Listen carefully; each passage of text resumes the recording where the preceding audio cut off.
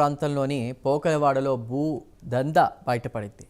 ధరణిలో గోల్మాల్ చేసి సుమారు 1000 కోట్ల విలువ చేసేటువంటి భూమిని రియల్ ఎస్టేట్ వ్యాపారులు కబ్జా చేశారు. కలెక్టర్లు ఎన్నికల హడావిడిలో ఉండగానే ధరణి అధికారులు బ్లాక్ లిస్టులో ఉన్నటువంటి 5 ఎకరాల భూమిని రిజిస్టర్ చేసి పాస్ పుస్తకాలు జారీ చేశారు. రంగారెడ్డి జిల్లాలోని 2 కలెక్టర్లు సంతకాలను ఫోర్జరీ చేసిన ఉద్యోగులు రియల్ ఎస్టేట్ వ్యాపారులతో 5 కోట్లకు డీల్ కుదుర్చుకున్నారు. కొంత మొత్తంలో డబ్బు ముట్టిన తర్వాత పాస్బుక్లను జారీ చేశారు. అయితే ఎన్నికల హడావిడి ముగిసిన తర్వాత బ్లాక్ లిస్టులో ఉన్న భూమికి పాస్ పుస్తకాలు రావడంపై ఎంఆర్ఓ కంగు తిన్నారు.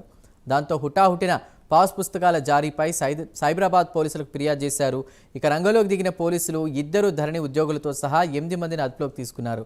బ్లాక్ లిస్టులో ఉన్న భూమిని 2 రియల్ ఎస్టేట్ వ్యాపారులు తమ పేరుపై రాయించుకోవడం వెనుక ఉన్నతాధికారుల పాత్ర ఏమైనా ఉందా అనే కోణంలో సైబరాబాద్ పోలీసులు దర్యాప్తు మొదలుపెట్టారు.